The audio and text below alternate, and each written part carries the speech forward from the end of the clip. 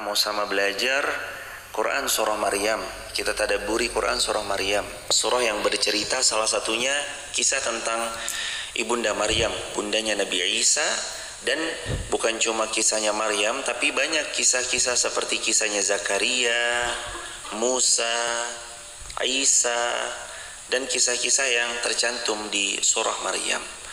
Ayat 52, dan kami telah memanggilnya dari sebelah kanan gunung Sinai, dan kami dekatkan dia untuk bercakap-cakap. Allah SWT berbicara langsung dengan Nabi Musa di lembah suci, yaitu di sebelah gunung Sinai atau di dekat gunung Sinai, menunjukkan betapa dekatnya hubungan Allah dengan hamba yang Allah pilih. Nabi Musa, beliau bukan cuma sekedar nabi, tapi beliau rasul. Dan rasulnya masuk dalam bagian rasul ulul azmi. Allah beri keutamaan buat Nabi Musa. Di antaranya Nabi Musa punya kekuatan yang 10 kali lipat bahkan lebih kekuatan laki-laki orang terkuat di zaman itu. Makanya pernah ada kisah ketika Musa sedikit berjidal, debat, lalu Musa sedikit menoel pipinya Bani Israel, lalu orang itu langsung mati. Cuma ditoel doang pipinya, saking kuat fisiknya Musa. Lalu Bani Israel itu, orang itu langsung mati. Allah punya kedekatan pada hamba yang punya hubungan spesial juga sama Allah. Allah punya kedekatan, bukan cuma kepada Nabi, bukan cuma kepada Rasul, tapi Allah juga selalu dekat di hatinya orang-orang yang beriman. Makanya Allah firman di Quran surah Al-Baqarah ayat 165, walladzina amanu asyaddu hubban lillah, walladzina amanu asyaddu hubban lillah, walladzina amanu, dan adapun orang-orang beriman yang hatinya dipenuhi keimanan, jiwanya dipenuhi dengan yakin sama Allahnya, asyaddu hubban lillah, hubungan mereka sama Allah sangat dekat dan kecintaan mereka kepada Allah sangat dalam. Mereka mencintai istrinya tapi Allah lebih dicintainya. Mereka mencintai anaknya tapi Allah lebih dicintainya. Mereka mencintai apapun yang ada pada hidupnya tapi Allah lebih dicintainya daripada itu semua yang selain Allah. Kalau hari ini kita masih condong mencintai bagian dari dunia lebih dari kita mencintai Allah, berarti ada yang sedikit perlu dibenahi aja dalam hidup. Karena nggak ada yang boleh dicintai lebih kecuali Allah dan Rasulullah Muhammad sallallahu alaihi wasallam. Jadi porsi cintanya orang beriman itu tertinggi pertama kepada Allah, tertinggi kedua pada Rasulullah, baru sesudahnya kepada orang tua, keluarga, karib kerabat, dan orang-orang yang ada di sekeliling kita. Wa wahabna lahu min rahmatina akhahu Harun nabiyya. Ayat 53. Dan kami telah menganugerahkan sebagai bentuk bagian rahmat yang kami berikan kepada Musa, bahwa ada saudaranya bernama Harun yang kami jadikan juga Harun seorang nabi. Harun itu kakaknya Nabi Musa. Nabi Musa lahir pada tahun di mana pada tahun itu nggak boleh anak laki-laki lahir. Harun lahir di mana pada tahun itu boleh laki-laki lahir. Jadi sejak zaman dulu, waktu zaman dulu, zamannya Nabi Allah Musa alaihi salam dan keluarga beliau, itu berlaku pemberlakuan kayak tahun ganjil nih, untuk laki-laki boleh lahir, tahun genap perempuan doang yang boleh lahir, laki-laki nggak boleh. Kalau laki-laki lahir dihilangkan nyawanya atau langsung dikubur hidup-hidup. Tahun berikutnya berarti ganjil berarti boleh, misalkan kayak gitu hadirin. Jadi bukan cuma plat nomor doang yang ganjil genap. Pada zaman waktu rajanya Raja Fir'aun itu juga ada pemberlakuan. Maka ketika Musa lahir di tahun dimana nggak boleh lahir anak laki-laki, makanya kita dengar cerita Nabi Musa itu dihanyutkan ke sungai. Dan Allah buat skenario, sungainya itu kemudian berisikan Musa, Musanya itu masuk ke sebuah selokan, yang selokan itu menuju ke arah istananya Fir'aun. Dirawatlah Musa oleh istri Fir'aun. Padahal sebenarnya bisa aja kalau Musa itu, bayi Musa yang dalam keranjang dihanyutkan ke sungai itu ngalirnya ke Sudan, karena kan Mesir juga dekat dengan Sudan. Tapi Allah yang maha baik mengatur semua skenario. Ketika Musa diambil oleh istrinya Fir'aun, maka Fir'aun gak berani membunuh anak bayi laki-laki karena istrinya sudah jatuh hati sama Musa waktu bayi. Musa dirawat di sebuah istana raja yang mewah, istananya Fir'aun. Makanya kita gak pernah dengar cerita Nabi Harun dihanyutkan ke sungai, karena waktu Harun lahir, kakaknya Musa, Nabi Harun itu kakaknya Nabi Musa, itu tidak lahir pada tahun dimana laki-laki gak boleh lahir. Makanya kita dengar Musa dihanyutkan sedangkan Harun tidak. Dan Allah hadiahkan Nabi Musa ketika Nabi Musa tumbuh dewasa, ditemani dakwahnya. Siapa yang menemaninya? Haruna akhi. Nabi Harun menjadi peneman dakwahnya Nabi Musa. Apa hikmah di ayat ini? Dakwah harus bareng-bareng. Jangan cuma sekedar sendirian, karena kita nggak akan pernah mampu memikul beban yang sangat berat sendirian. Beban berat 100 kilo, kalau kita pikul sendirian dan kita bawa jalan, kita akan tertatih-tatih. Tapi kalau berat beban 100 kilo, kita bagi untuk 10 orang, masing-masing hanya bawa berapa beban? 10 kilo, 10 kilo. 10 kilo, 10 kilo. Apalagi kalau tambah banyak. 100 kilo kalau kita bagi kepada 50 orang, berarti masing-masing orang cuma bawa beban 2 kilo, masing-masing bawa 2 kilo, dan itu meringankan. Dakwahnya Musa nggak serta-merta sendirian, tapi Allah memberi rahmat, wa wahabna lahu, kami karuniakan untuknya Musa mir rahmatina, ini sebagai bentuk sayangnya kami sama Musa, akhahu, saudara laki-lakinya Musa, kakaknya Haruna nabiyya. Nabi Harun itu kami angkat jadi nabi. Makanya kalau kita mau jalan ini panjang, cari teman, cari sahabat, cari orang yang bisa memudahkan langkah dakwah kita. Karena hadirin, dakwah ini nggak bisa sendirian. Nanti pelan-pelan tuh kita saling support, saling mendukung. Saya nggak ahli di bidang arsitektur atau membangun dan segala macam, tapi ada, alhamdulillah, saudara kita yang ahli. Allah Subhanahu Wa Taala mempertemukan. Saya nggak bisa untuk membagi waktu secara full di sini. Makanya alhamdulillah Allah hadirkan ada gurunda-gurunda kita yang lain yang kalau pas qadar Allah kami berhalangan membersamai di waktu subuh, ada gurunda kita lain yang membersamai di waktu subuh. Saya nggak bisa, untuk kita tuh nggak bisa sendirian. Makanya butuh bareng-bareng. Nabi Musa aja Allah datangkan Harun, akhahu Haruna nabiyya. Untuk apa berdua? Beliau berdua visi misinya dakwah, ngenalin kepada manusia bahwa Tuhan yang harus mereka sembah itu Allah. Ngajak manusia untuk menghindari perbuatan syirik, mensekutukan Allah. Dan orang-orang terdekat itu yang meringankan. Bebannya Musa kalau beliau sendirian sangatlah nggak mudah. Tapi dengan adanya Harun di sebelahnya, dakwah jadi ringan. Inilah pentingnya saling bekerja sama dalam dakwah. Penting kita punya support system yang kuat.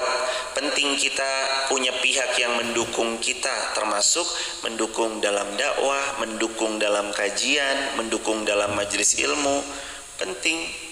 Pasangan itu bisa ngangkat kita setinggi-tingginya, tapi bisa juga drag you down, menarik kita untuk jatuh terbawah. Pasangan yang mensupport pasangannya bisa jadi membuat laki-laki itu yang tadinya berada di posisi paling bawah, membuat laki-laki ini naik derajatnya dengan seizin Allah Subhanahu Wa Taala. Tapi kalau pasangan yang nggak mau diajak jadi baik, kadang dia bisa malah menarik kita jatuh ke bawah. Teman pun gitu, makanya kata Nabi, almar'u ala dini khalili. Seseorang itu tergantung siapa teman dekatnya. Falyanzur ahadukum man yukhalil, maka perhatikan siapa kita berteman dekat. Coba perhatiin teman dekat kita siapa. Sampai-sampai ada perkataan yang mengatakan kayak gini, kalau kita duduk bersama 5 orang penghafal Quran, maka kita akan jadi yang ke-6.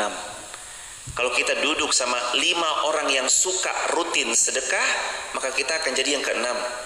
Kalau kita duduk bersama 5 orang yang rajin menghafal Al-Quran, maka kita akan jadi yang ke-6. Kalau kita duduk sama 5 orang yang selalu hadir ke majelis ilmu, maka kita akan jadi yang ke-6. Kalau kita sering duduk sama 5 orang yang kaya raya, maka kita akan jadi yang ke-6. Karena ini nih hadirin ya, termasuk ya, kalau kita duduk sama 5 orang yang sabar, maka kita akan jadi yang ke-6 dalam kesabaran.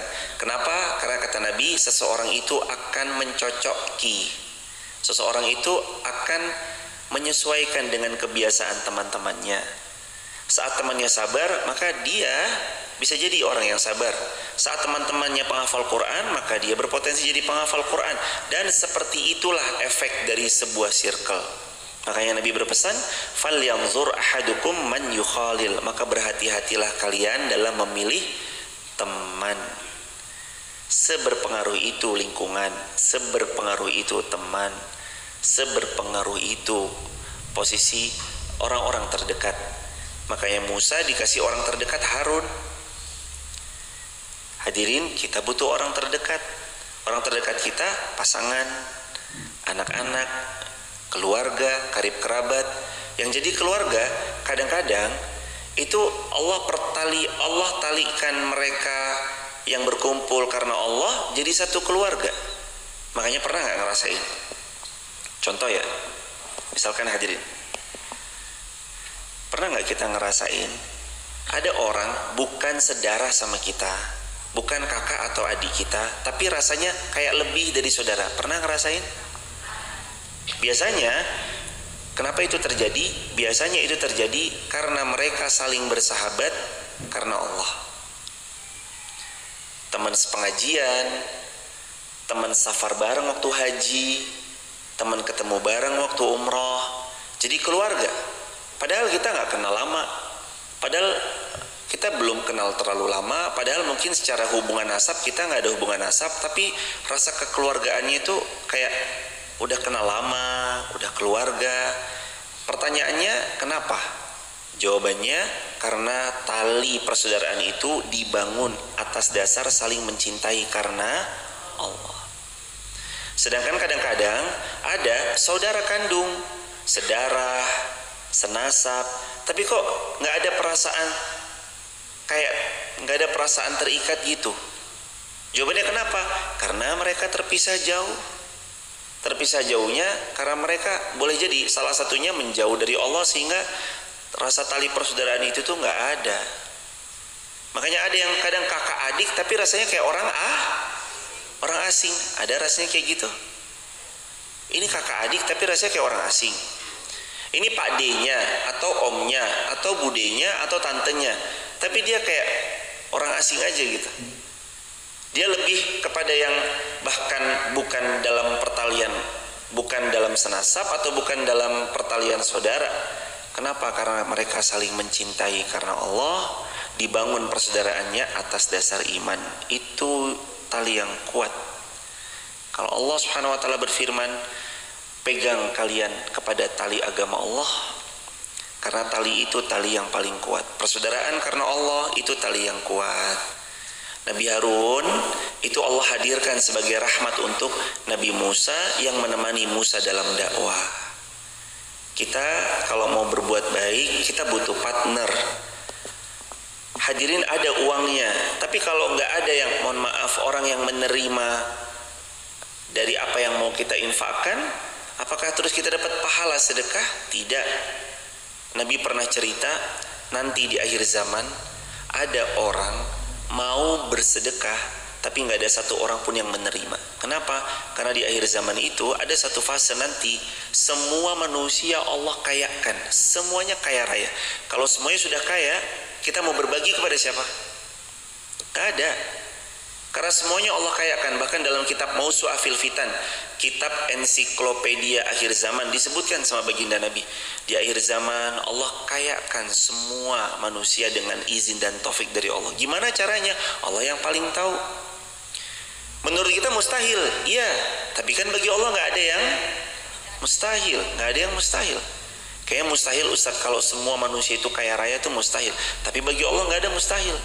Makanya pesannya para ulama, bersedekahlah, berzakatlah, berinfaklah, berwakaflah, bersedekahlah sebelum datang satu fase di mana kalian nanti keluar dari rumah kalian membawa kantung-kantung dinar, lalu nggak ada yang mau nerima dinar kalian, nggak ada yang mau nerima emas kalian, nggak ada yang mau nerima harta kalian. Kenapa? Karena pada hari itu manusia semuanya sudah kaya raya. Allahu Akbar. Kita butuh jamaah. Bahkan Abu Bakar As-Siddiq, kemarin saya ceritakan di kajian sore, mungkin teman-teman ada yang ikut kaji sore ketika live streaming.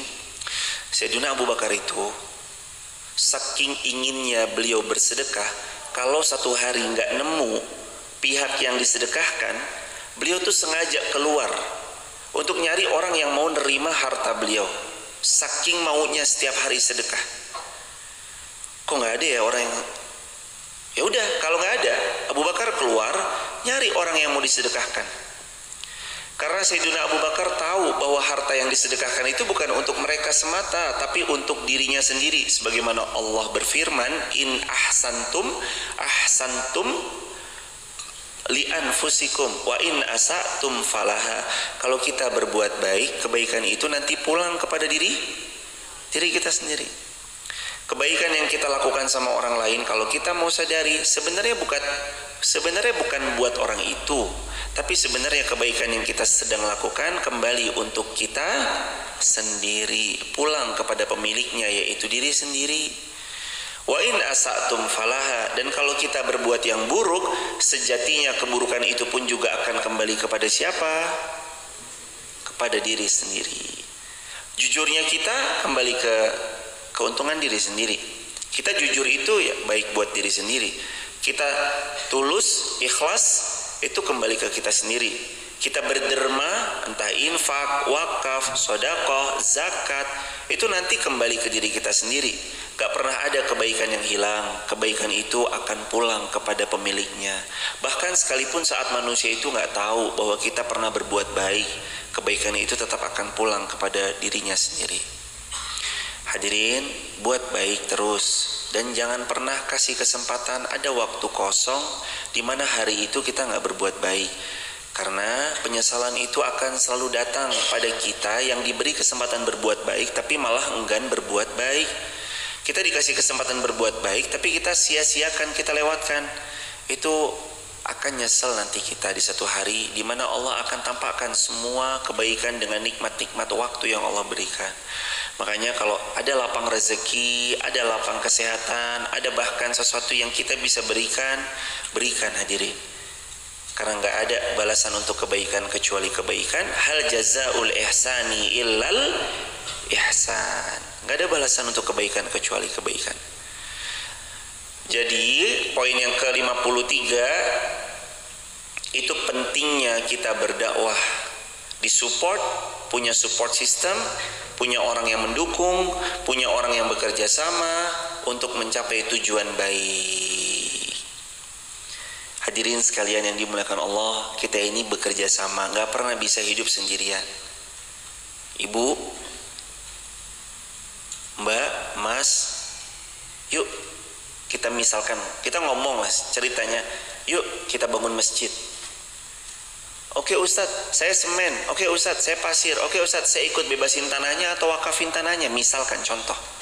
Lalu kalau nggak ada tukang yang bangun, apa ya kebangun? Nggak ada tukang yang ngaduk semen, apa kebangun masjidnya? Kebangun nggak? Nggak kebangun.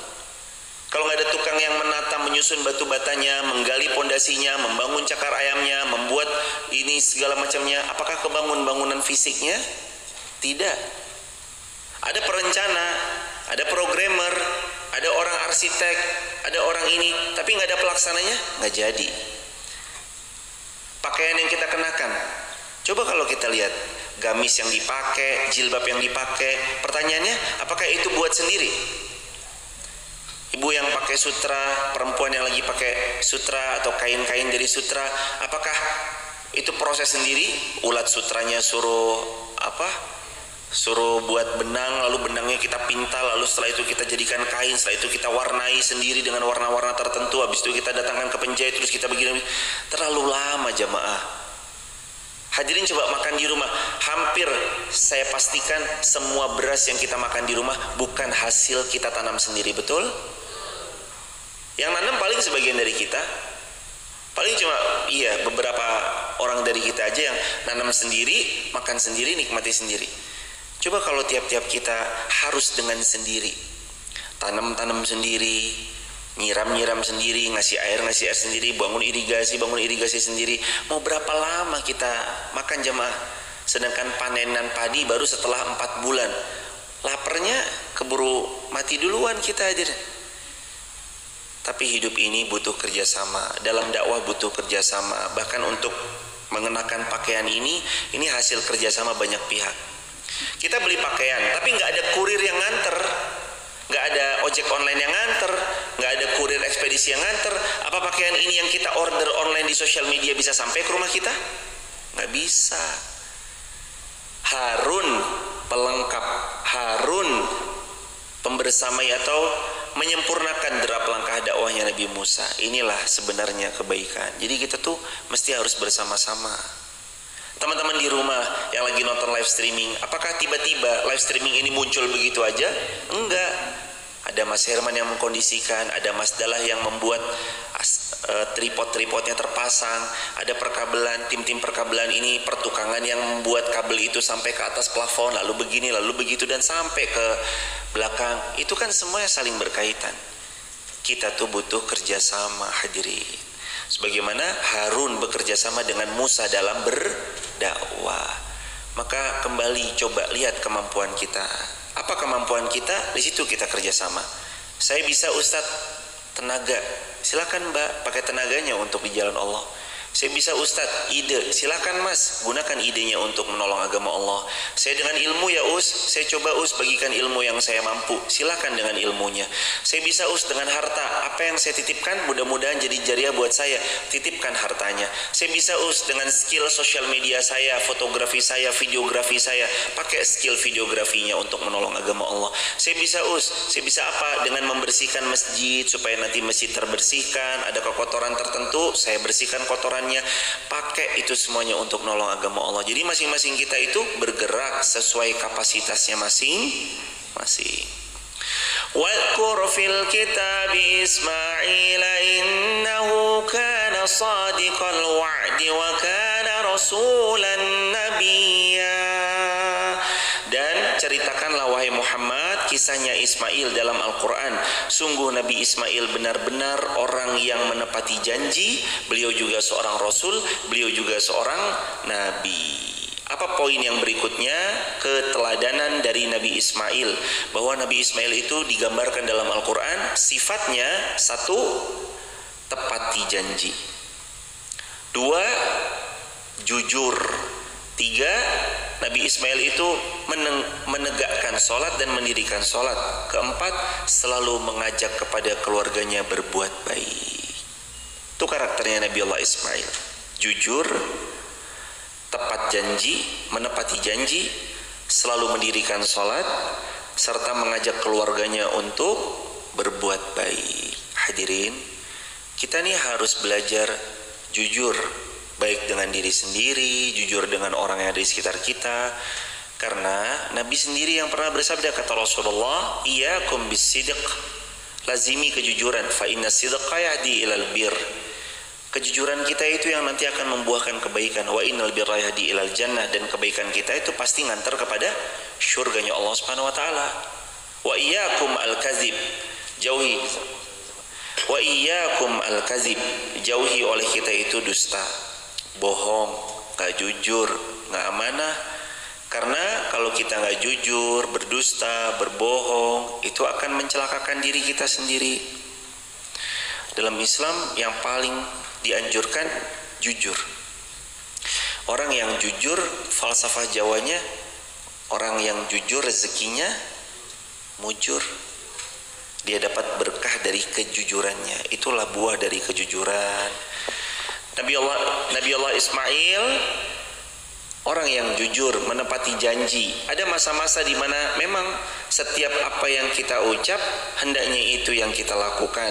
Inilah teladan dalam integritas, teladan dalam amanah, teladan dalam tanggung jawab, baik dalam kehidupan profesional atau kehidupan keluarga.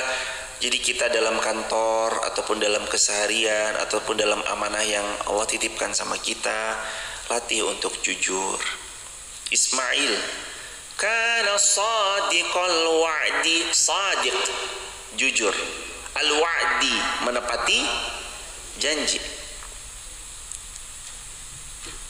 Tepati janji itu sama siapa yang kita pernah berjanji. Masih ingat apa ciri orang berjanji? Ciri orang berjanji itu saat dia mengucap saya berjanji.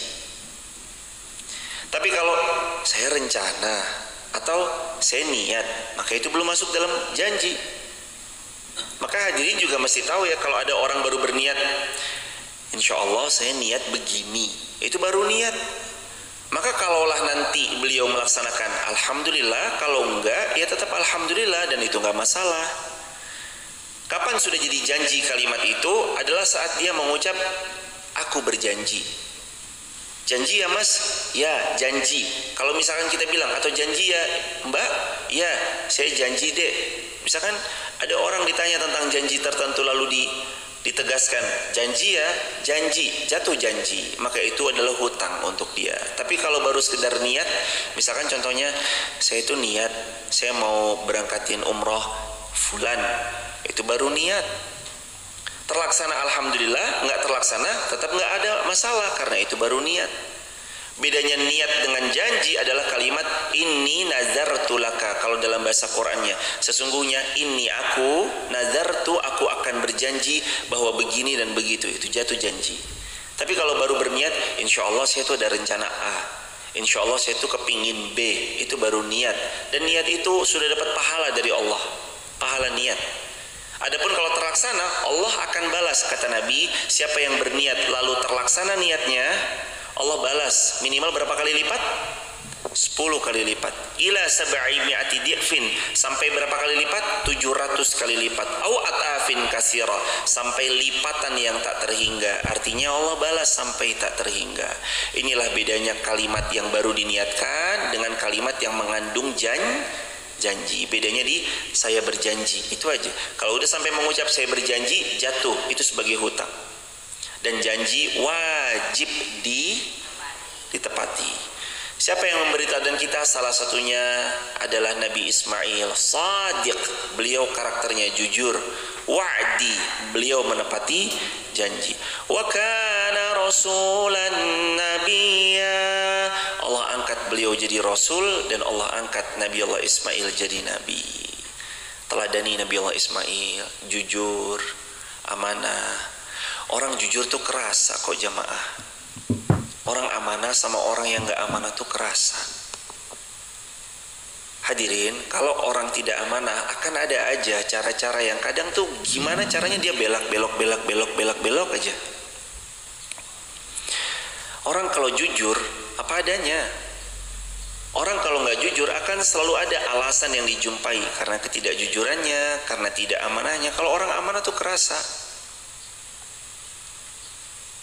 Hadirin, kalau saya tidak merasa di laci saya ada sesuatu apa-apa, ada orang mau ngelihat laci saya, boleh atau enggak?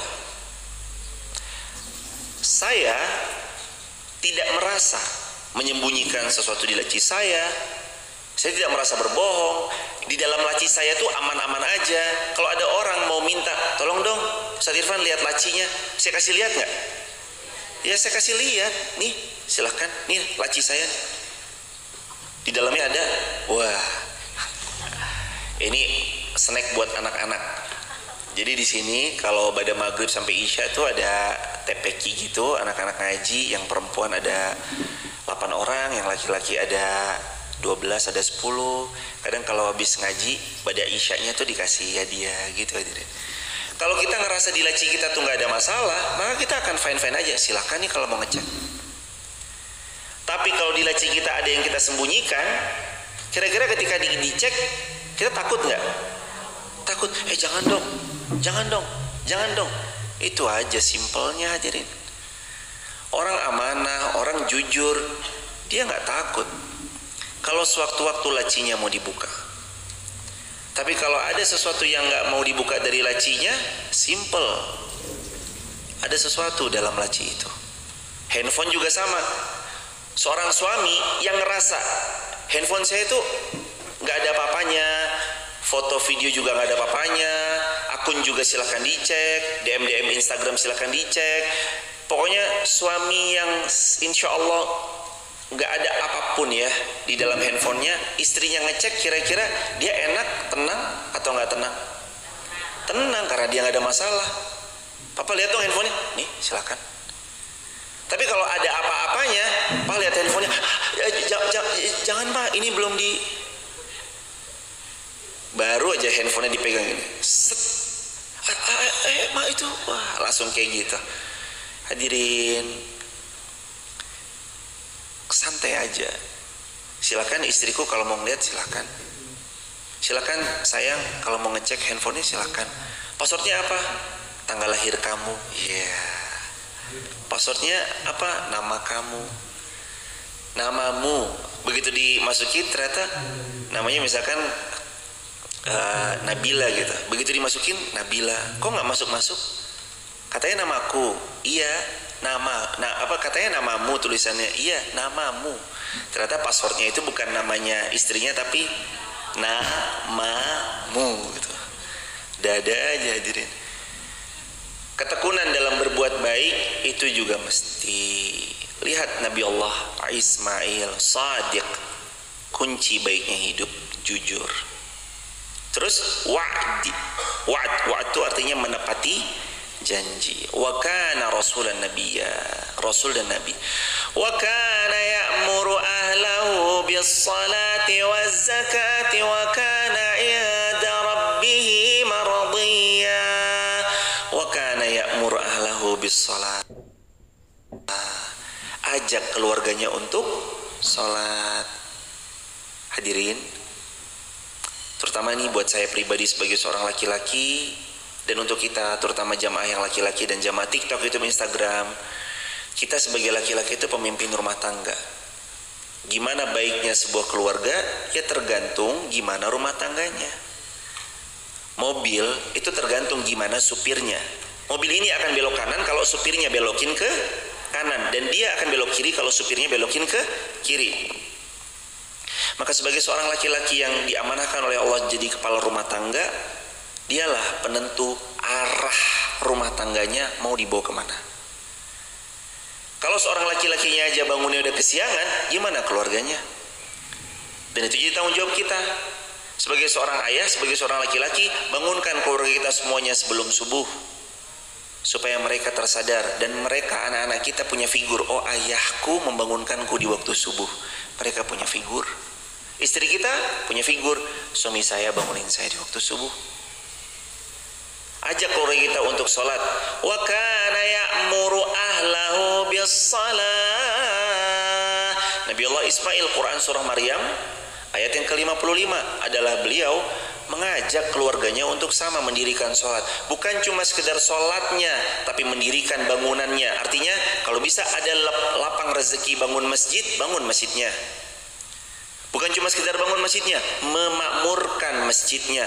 Artinya kalau dia bisa mengerahkan tenaganya, ilmunya, waktunya, dan semuanya untuk memakmurkan masjidnya, makmurkan masjidnya.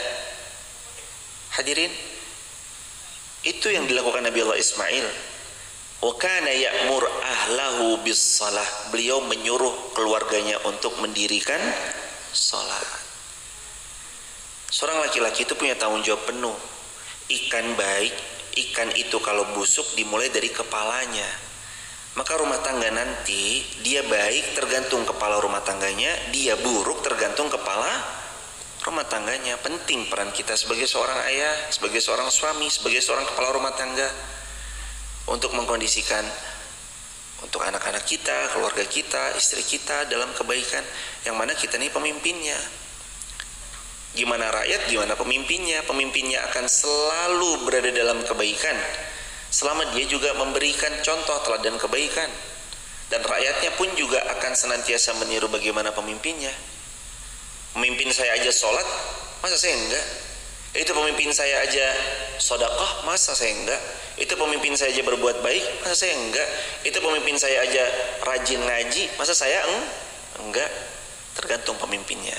Jadilah kita laki-laki yang dapat dicontoh, dapat diteladani di rumah tangga kita sendiri dulu, sebelum nanti kita berbicara dalam skup yang lebih luas. Kalau kita mau melihat jamaah ya,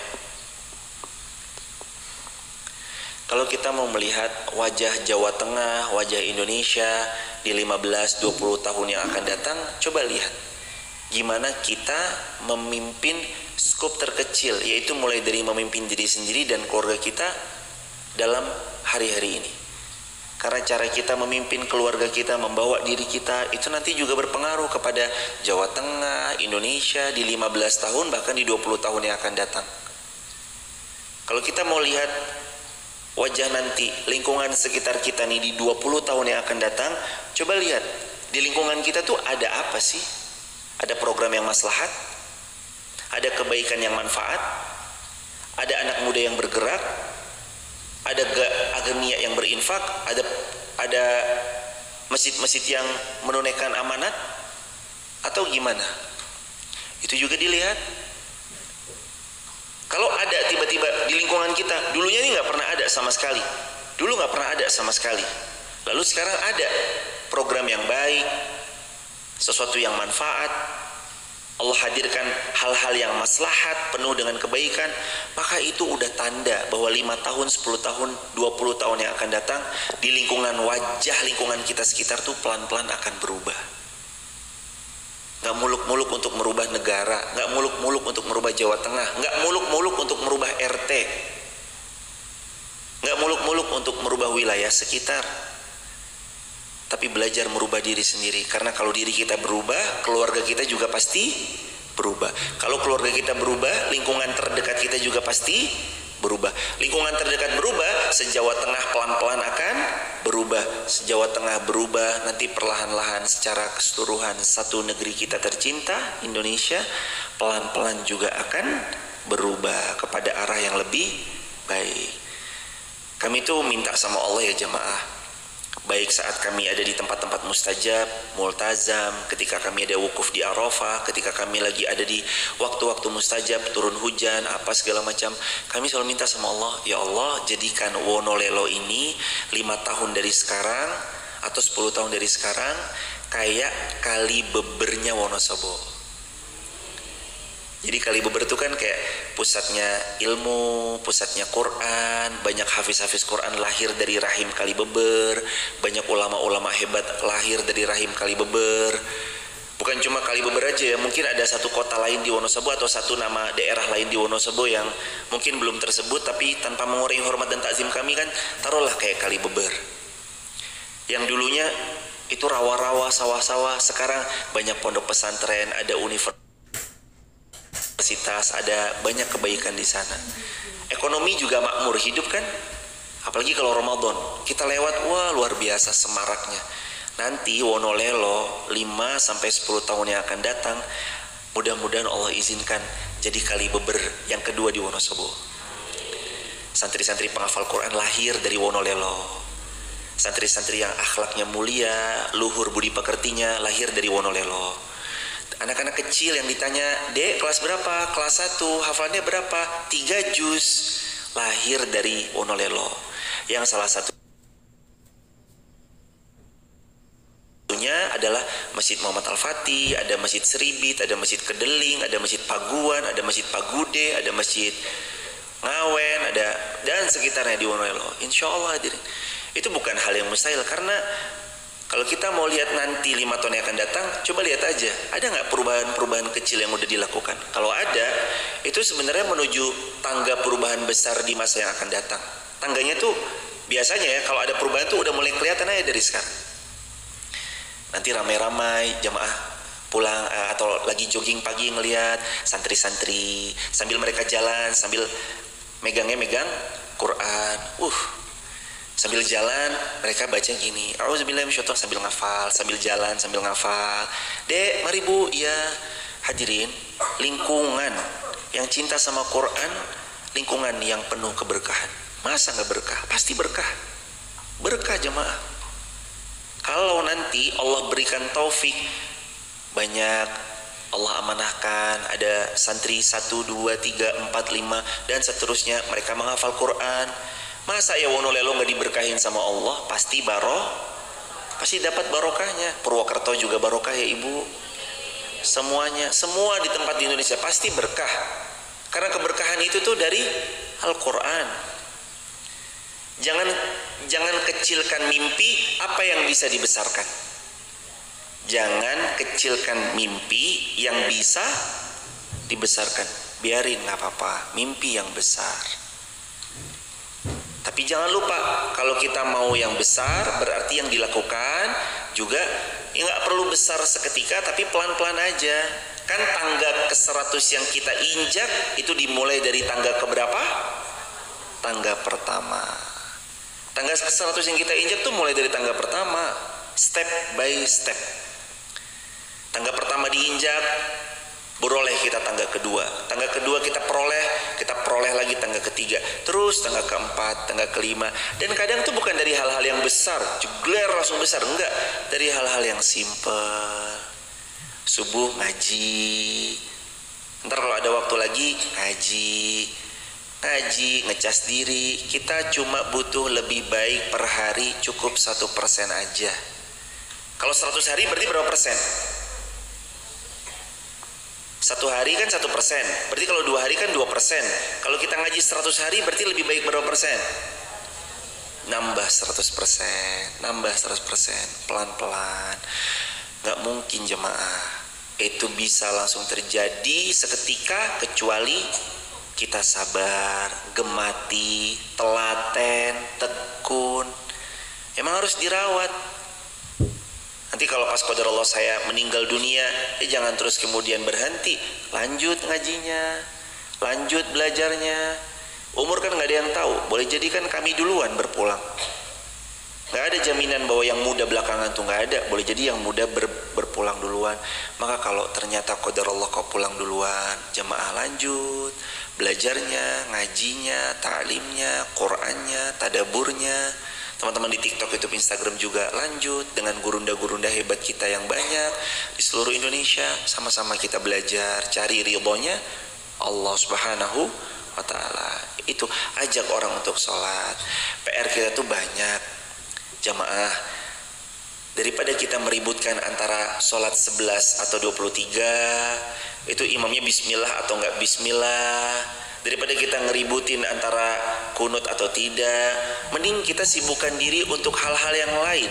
Contoh, ngajak orang yang belum sholat supaya mau sholat. Itu kan PR. Nah, daripada kita habis berdebat nggak ada ujungnya, lebih baik kita ngajak yang belum sholat, ya kan? Banyak nggak yang muslim tapi belum sholat? Banyak.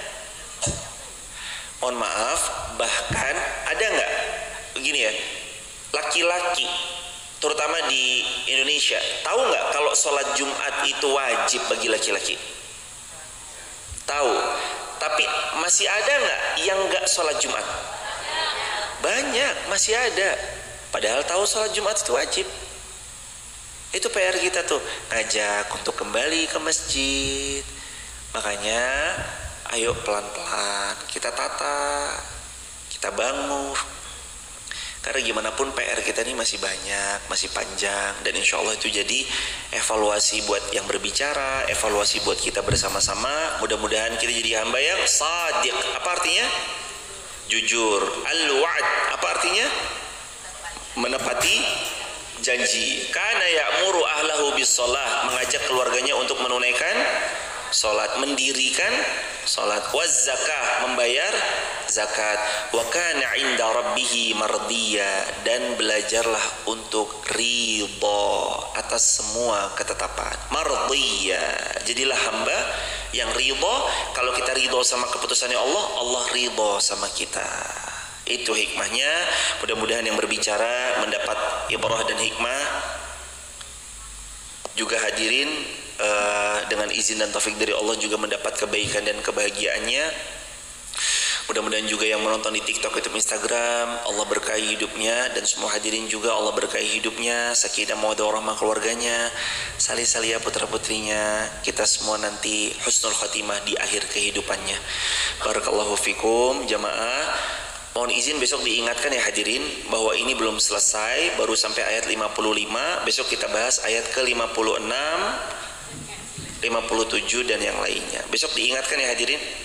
Hadirin, terima kasih sudah membersamai, baik rezekinya, tenaganya, waktunya, dan semua hal yang gak bisa kami balas dengan apapun kecuali Allah yang membalasnya, mudah-mudahan dengan yang lebih baik.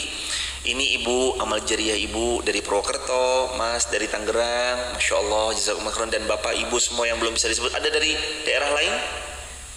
Tamu dari kota lain? Ada? Masya Allah. Ini amal jariah kita bersama. Ini Masjid Muhammad Al-Fatih. Lalu di sebelah sana insya Allah nanti akan ada gedung penghafal Quran untuk baik penghafal Quran SD-nya atau penghafal Quran D2-nya. Tapi nanti kalau penuh, mudah-mudahan Allah berikan kita taufik dan berikan kita izin untuk membebaskan tanahnya lagi biidznillah. Dan insya Allah biidznillah hadirin, setelah ini selesai, kita mudah-mudahan diizinkan Allah akan membebaskan tanah. Luas tanahnya 240 meter, harganya di kisaran 240 juta, sejuta semeternya. Tanahnya itu ada di belakang baliho sana, miliknya Ibu Rani dan Bapak Tarman. Insya Allah pelan-pelan kalau ada jamaah yang mau ikut andil dalam membebaskan tanah untuk di belakang baliho luasan 240 meter, silahkan hadirin bisa membersamai di Bank Muamalat 5090018044 atas nama Masjid Muhammad Al-Fatih Wonosobo. Begitu hadirin, kami ulang 5090018044 atas nama Masjid Muhammad Al-Fatih Wonosobo. Barakallahu fikum. Kita akhiri dengan doa bersama-sama. Subhanakallahumma wa bihamdika asyhadu an la ilaha illa anta nastaghfiruka wa natubu ilaik. Rabbana atina min ladunka rahmah wa hayyi lana min amrina rasyada wa min kulli dhiqin makhraja wa min kulli usrin yusra. Rabbana atina fid dunya hasanah wa fil akhirati hasanah wa qina adzabannar. Walhamdulillahi rabbil alamin. Barakallahu fikum. Salam keluarga di rumah. Insyaallah mudah-mudahan kita istiqomah sampai husnul khatimah. Hari Jumat jangan lupa perbanyak sholawat. Barakallah, barakallah, barakallah. Kita akhiri dengan kafaratul majlis sekali lagi. Subhanakallahumma bihamdika asyhadu an la ilaha illa anta nastaghfiruka wa natubu ilaik. Assalamualaikum warahmatullahi wabarakatuh. Ya Ibunda.